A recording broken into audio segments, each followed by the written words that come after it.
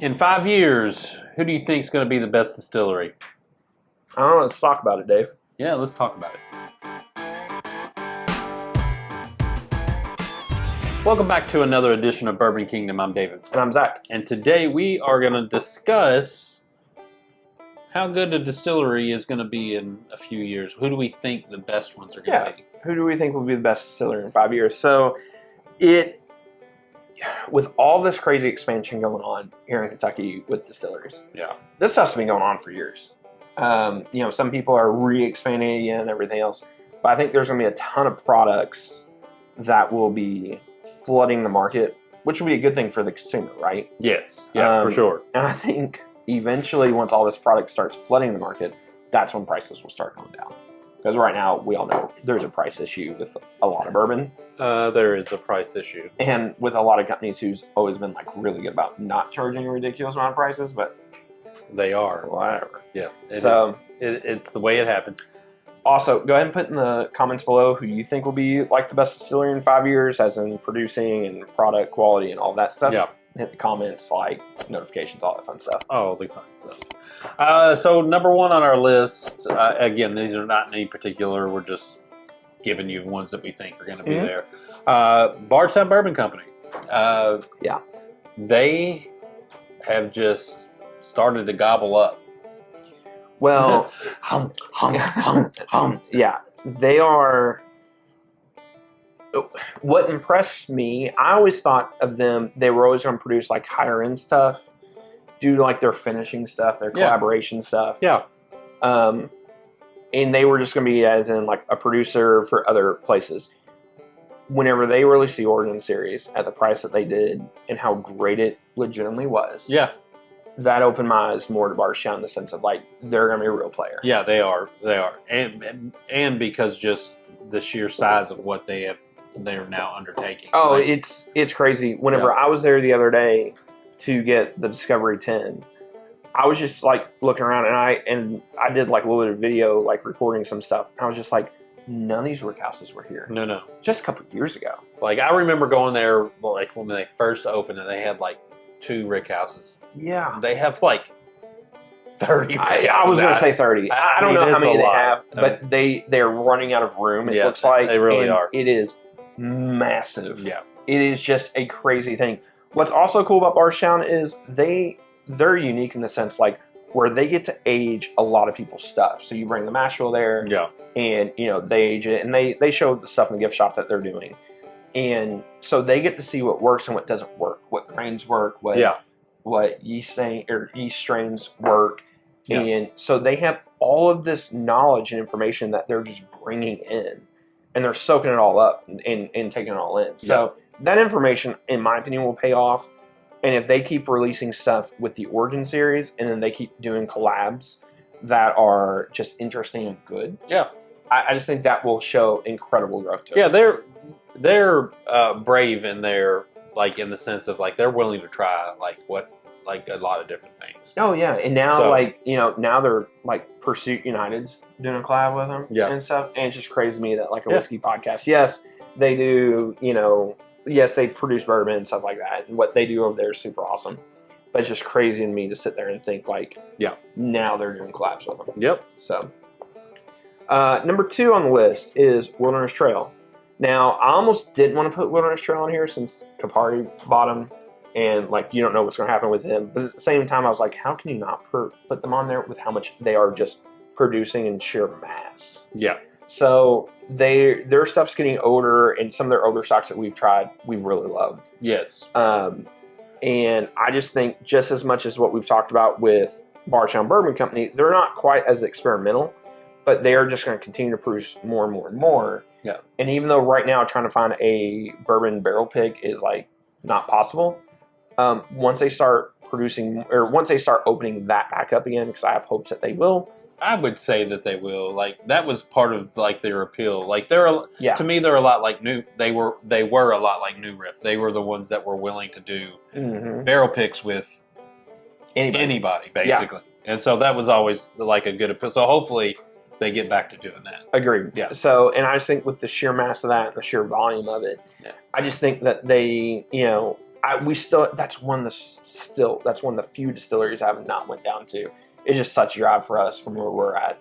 But overall, I think they will be, like I said, as long as they continue to do what they are doing, I think they will be a major player down the road. Yeah, I agree with that.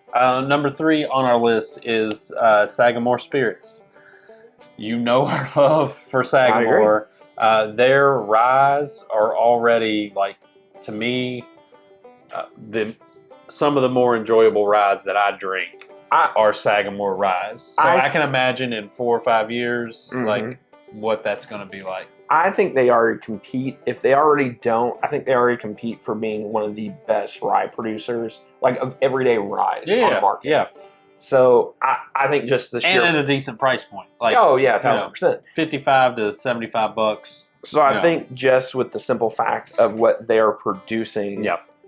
And just adding age to that, adding time to that, adding volume to that as well. Not to mention whatever kind of special release, finish release, whatever they're going to do. Right. So they'll do some finishes. Because they do finishes and stuff like that.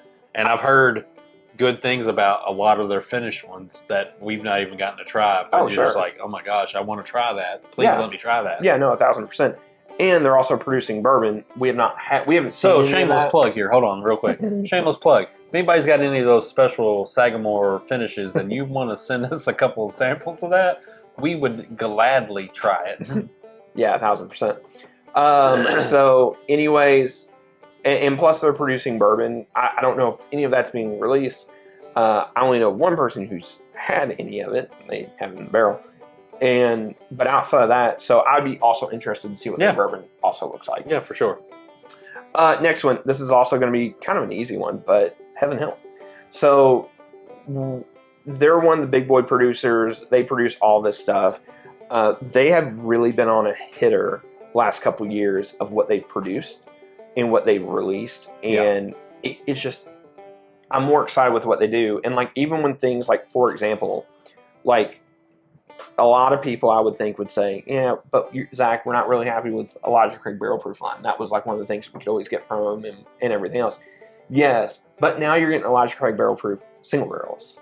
And those things are incredible. Like, in a lot of ways that have just replaced those batches, in my opinion. I still think the batches are good. They're just not what they used to be. Not what they were. I agree. But the demand is so much higher for it. Yes. So they can't let it age the way they let it age before because they want to get it out. They want to, like... Well, so we have this conversation.